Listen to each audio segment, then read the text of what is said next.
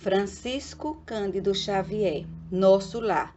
Primeiro livro da coleção A Vida no Mundo Espiritual, ditado pelo Espírito André Luiz.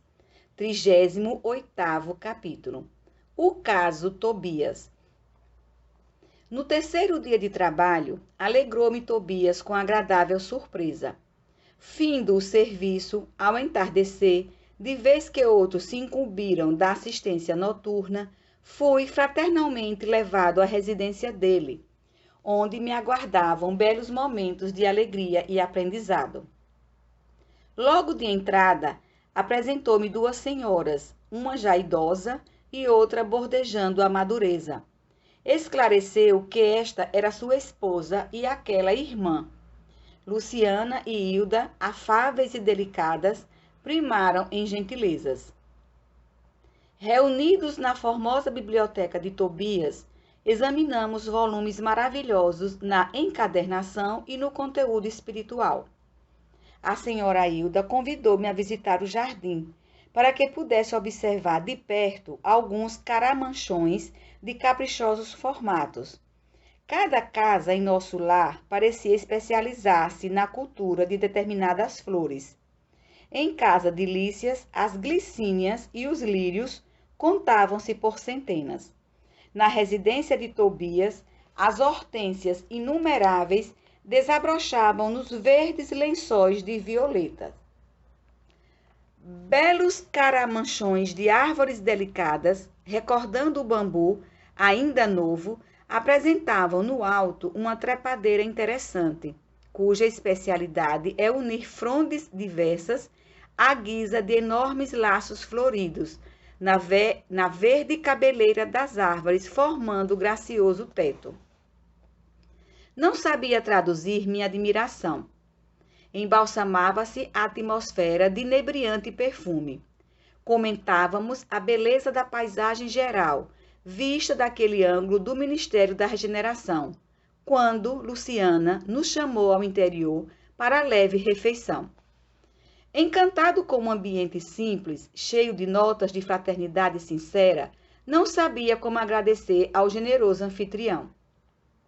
A certa altura da palestra amável, Tobias acrescentou sorridente: "O meu amigo, para bem dizer, é ainda novato em nosso ministério e talvez desconheça o meu caso familiar."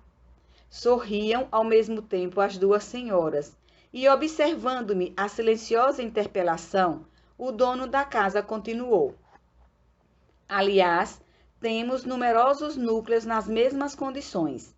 Imagine que fui casado 2 vezes." E, indicando as companheiras de sala, prosseguiu num gesto de bom humor: "Creio não precisar esclarecer quanto às esposas." "Ah, sim," murmurei extremamente confundido. "Quer dizer que as senhoras Hilda e Luciana compartilharam das suas experiências na terra." "Isso mesmo," respondeu tranquilo. Nesse íntere, a senhora Hilda tomou a palavra, dirigindo-se a mim: "Desculpe o nosso Tobias, irmão André. Ele está sempre disposto a falar do passado, quando nos encontramos com alguma visita de recém-chegados da terra."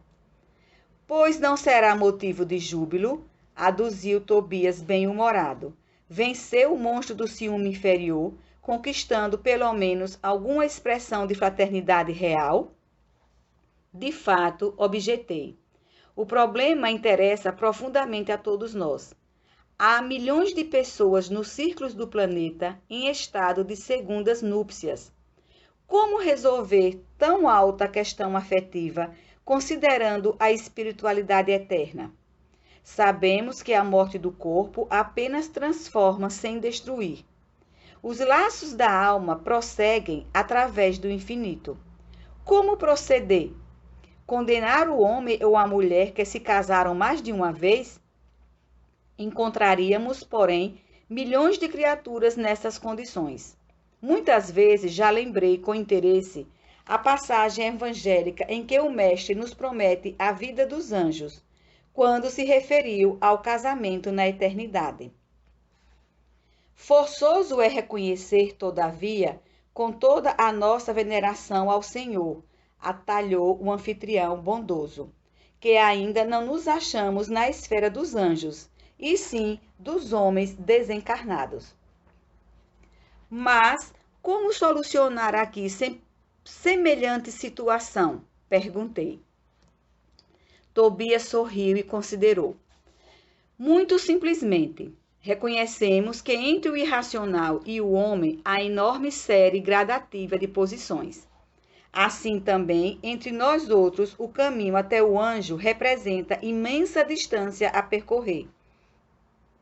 Ora, como podemos aspirar à companhia de seres angélicos se ainda não somos nem mesmo fraternos uns com os outros? Claro que existem caminheiros de ânimo forte, que se revelam superiores a todos os obstáculos da senda, por supremo esforço da vontade. Mas a maioria não prescinde de pontes ou do socorro de guardiões caridosos. Em vista dessa verdade, os casos dessa natureza são resolvidos nos alicerces da fraternidade legítima, reconhecendo-se que o verdadeiro casamento é de almas, e essa união ninguém poderá quebrantar. Nesse instante, Luciana, que se mantinha silenciosa, interveio acrescentando: convém explicar, todavia, que tudo isso, felicidade e compreensão, devemos ao espírito de amor e renúncia de nossa Hilda. A senhora Tobias, no entanto, demonstrando humildade digna, acentuou: calem-se, nada de qualidades que não possuo. Buscarei sumariar nossa história, a fim de que nosso hóspede conheça meu doloroso aprendizado. E continuou depois de fixar um gesto de narradora amável. Tobias e eu nos casamos na terra, quando ainda muito jovens, em obediência às sagradas afinidades espirituais.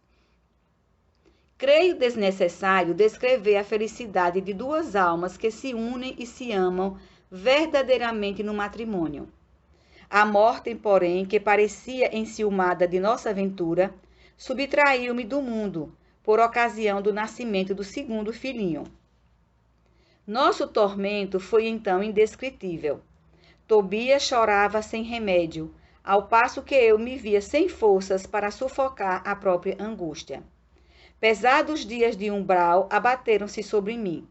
Não tive remédio senão continuar agarrada ao marido e ao casal de filhinhos, surda a todo esclarecimento que os amigos espirituais me enviavam por intuição. Queria lutar, como a galinha ao lado dos pintinhos. Reconhecia que o esposo necessitava reorganizar o ambiente doméstico, que os pequeninos reclamavam assistência maternal. Tornava-se a situação francamente insuportável. Minha cunhada, solteira, não tolerava as crianças, e a cozinheira apenas fingia dedicação. Duas amas jovens pautavam toda a conduta pessoal pela insensatez.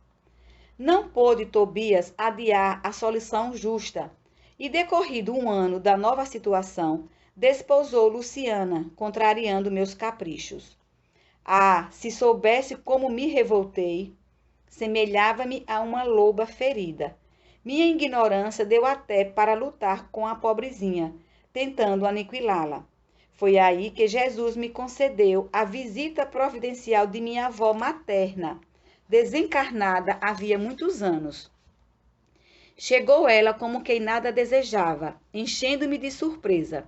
Sentou-se ao meu lado, pôs-me em seguida ao colo, como noutro tempo, e perguntou-me lacrimosa: que é isso, minha neta? Que papel é o seu na vida? Você é leoa ou alma consciente de Deus? Pois nossa irmã Luciana serve de mãe a seus filhos. Funciona como criada de sua casa, é jardineira do seu jardim, suporta a bilis do seu marido e não pode assumir o lugar provisório de companheira de lutas ao lado dele? É assim que o seu coração agradece os benefícios divinos e remunera aqueles que o servem? Quer você uma escrava e despreza uma irmã? Hilda, Hilda, onde está a religião do crucificado que você aprendeu? Oh, minha pobre neta, minha pobre! Abracei-me então em lágrimas com a velhinha santa e abandonei o antigo ambiente doméstico, vindo em companhia dela para os serviços de nosso lar. Desde essa época tive em Luciana mais uma filha. Trabalhei então intensamente. Consagrei-me ao estudo sério, ao melhoramento moral de mim mesma. Busquei ajudar a todos, sem distinção, em nosso antigo lar terrestre. Constituiu Tobias uma família nova, que passou a me pertencer igualmente pelos sagrados laços espirituais. Mais tarde voltou ele, reunindo-se a mim, acompanhado de Luciana, que veio também ter conosco para nossa completa alegria. E aí tem, meu amigo, a nossa história. Luciana, contudo, tomou a palavra e observou. Não disse ela, porém, quanto se tem sacrificado, ensinando-me com exemplos. Que dizes, filha?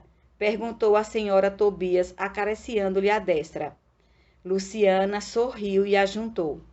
Mas, graças a Jesus e a ela, aprendi que há casamento de amor, de fraternidade, de provação, de dever. E no dia em que Hilda me beijou, perdoando-me, senti que meu coração se libertara desse monstro que é o ciúme inferior.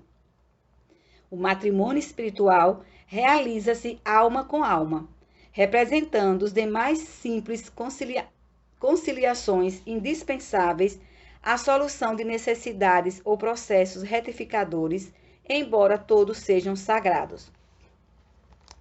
E assim construímos nosso novo lar, na base da fraternidade legítima, acrescentou o dono da casa. Aproveitando o ligeiro silêncio que se fizera, indaguei. Mas como se processa o casamento aqui? Pela combinação vibratória, esclareceu Tobias atencioso.